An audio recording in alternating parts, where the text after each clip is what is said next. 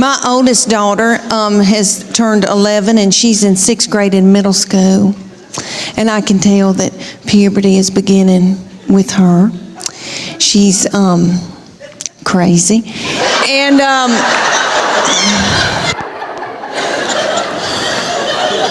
she's mean as a snake.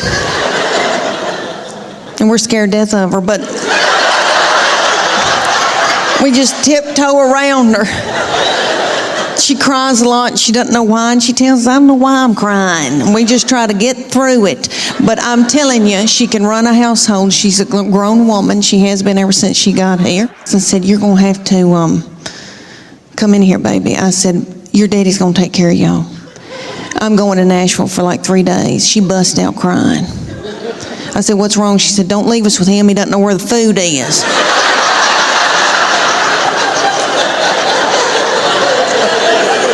I said, well, that's why you're in charge. And she is. God love her. But my girls are emotional, and I don't mean to talk about them because I love them, and I know they'll visit me in the nursing home. But they are lunatics. My husband says they're psycho, and they need therapy. And I'll give you all an example. I can be in the pickup line at school, and this happened when they were in 1st grade, and it happens every day when I pick them up at school now.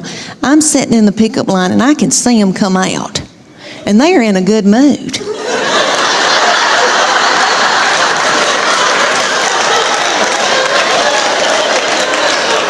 And they're goosing each other and giggling and doing and talking and having a good time. They're waving to the teachers and the principal. See you tomorrow. Okay. Then they come over to my vehicle. Get in. Shut the door. My 11-year-old take her backpack and sling it and hit me in the back of the head with it. Every day she says something like this. I'm starving to death. You don't have a piece of cheese in this car?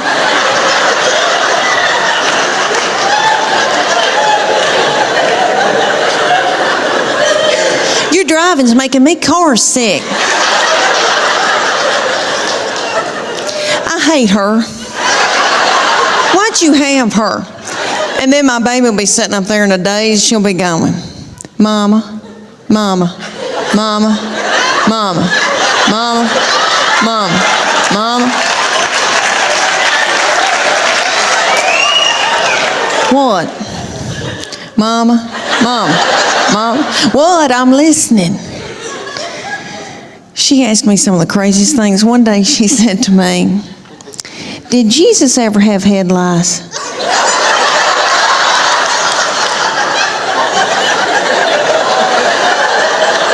How do you answer something like that? I said, well, baby, if he did, I know he healed it. And then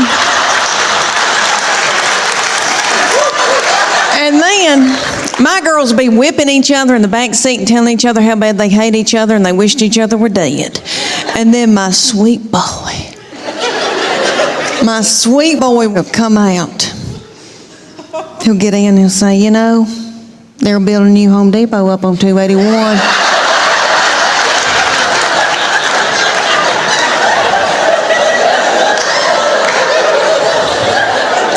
Just as happy-go-lucky. He's just like this. He's been like that all of his life. He's 14. He's never sassed me. I know people say it's coming.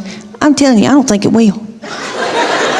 And I'm in love with him. My husband says I have an unhealthy obsession with him. Whatever. And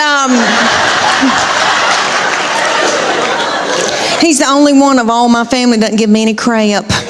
So yes, I am in love with him. And that doll, we want the best for him and we want the best for these children. We want them to be involved in sports. You know, keep them off of dope. But I wanted to tell y'all that my new obsession, what I've gotten obsessed over, because I love sports, I love football, is I've been watching quarterbacks on Netflix. And if y'all have not seen that, y'all got to watch it. They follow 3 quarterbacks, and it's precious Kirk Cousins that loves the Lord. And then Honey is so sweet. And then it's that little Mariota man who is beautiful, and his wife, and he loves his baby, and he's yummy and sweet. And then Patrick Mahomes, honey, Patrick Mahomes. And if you watch that, I'm telling y'all, if y'all watch it, y'all will fall in love with that little thing, and you'll be worried to death about him. Okay, he is the age of my children. I could have birthed him, and I feel like I should have. And I would tend to him. I'm worried sick. All right, that little thing. I was in Denver, Colorado, doing a show the night that the Denver Broncos beat the Kansas City Chiefs, and little Patrick Mahomes had the flu and still played, and they had to give that little thing a bag of fluids, and then he went out there and played in that snow. Okay, if you watch him in that quarterback's thing, oh my Lord, he did something to one of his feet. It was a fracture or a sprain or something, and he kept saying, "I'm good, dog, I'm good, I'm good, dog." And they were like, "You don't have to play." He was like, I'm good, dog." And that little thing hopped on one foot and played a whole game and threw that ball from up and flicked it and did it. And I have never seen anything in my life. I'm worried about him because everybody around him, his family, if y'all not gotten into this, y'all need to do a deep dive into this bunch of yahoos. Honey, you talking about some yahoos. Okay. He's got a brother named Jackson who's a TikTok star.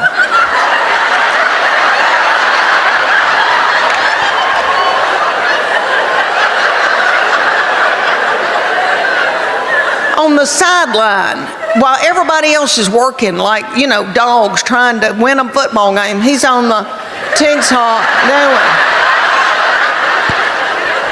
And then Patrick Mahomes has got a mama who is still wearing a bikini. Good for her. Good for her. And then he's got a little wife that he met in 8th grade. That little thing's been dating her since 8th grade, and it's really sweet. And in this series on Netflix, he loves her, and he wants to be a good daddy and a good husband, and he loves the Lord. He's got faith. And that little thing's working and doing in an ice bath, and they're rubbing him down, and everybody's beat on him in every game, and he says, "I'm all right, dog, I'm all right." And then his wife,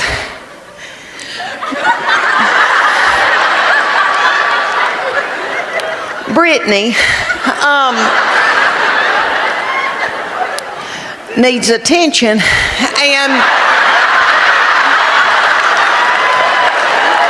but who doesn't?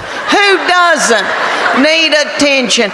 And if I were a child like she is, and somebody gave me $90 million, I'd act a fool too. You know, I would. I acted a fool when I was her age, and I didn't have 10 cents. All right. And you'll see on this series, like they're working on him, and he's playing with one foot and doing and barely hanging on and holding up everybody around him. And she is wanting to take selfies. And she's like, "Come over here, take this selfie." And doing that, and he's hopping over the picture